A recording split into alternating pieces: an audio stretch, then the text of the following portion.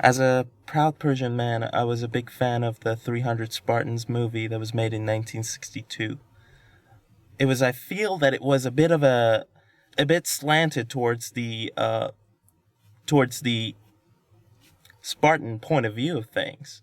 I mean, of course, it had the Spartans in the title, so I figured it would be more towards the Spartans. But when I learned that they were making a new movie, honestly, I thought that it was going to be fantastic because it was called The 300. So Spartans was dropped from the title.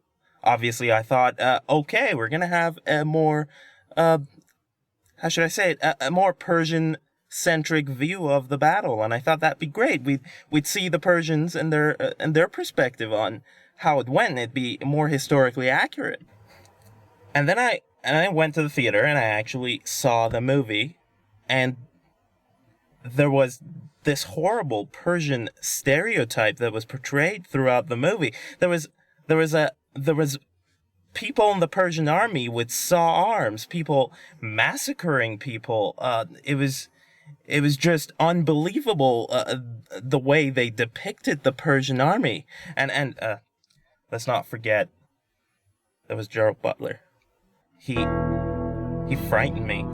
It was disturbing. I honestly had nightmares for the longest time. Afterwards, I couldn't sleep. It was just his face. It was so penetrating. It was this particular scene of the movie at the beginning where Gerald Butler kicks the messenger. I mean, he was just the messenger, right? He hadn't done anything. He was just a messenger. He was of a darker color as well. He was probably a slave. He didn't even look Persian. He was the messenger, and he kicks him into a pit.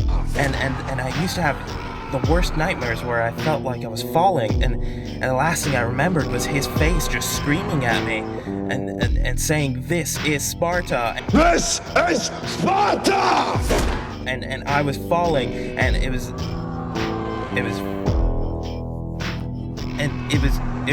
terrifying. I remember this one time I was walking down the road from my house, and there was those of you who live around where I live would know that there is a huge hole on the street here next to the sidewalk, and I remember seeing this one person who looks very similar to Gerald Butler.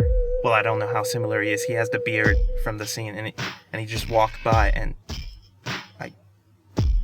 I stared into his face, and I had to cross the street. I couldn't continue there because I was just so terrified that he would kick me into that pit.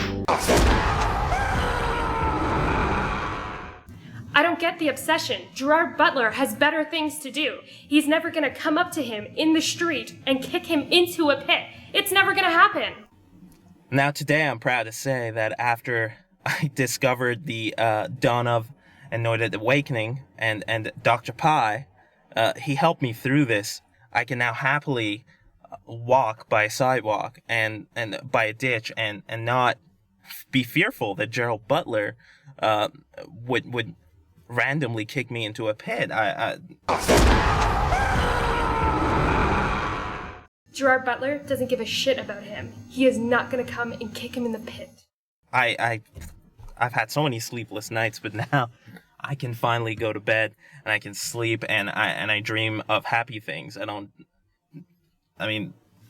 Sometimes I dream of kicking him into a pit.